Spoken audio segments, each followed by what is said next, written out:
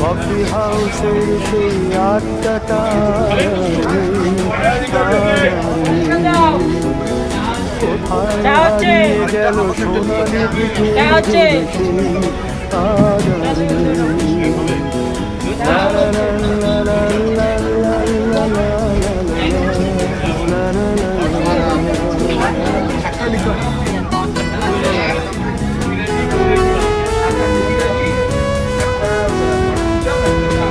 নিখিলেশ প্যারিসে, মইদুল ঢাকাতে, নেই তারা আজ কোনো খবরে।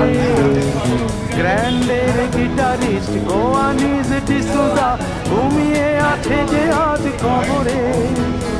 কাকে যেন ভালোবেসে আঘাত পেয়ে যে শেষে পাগলা গারদে আছে রমা।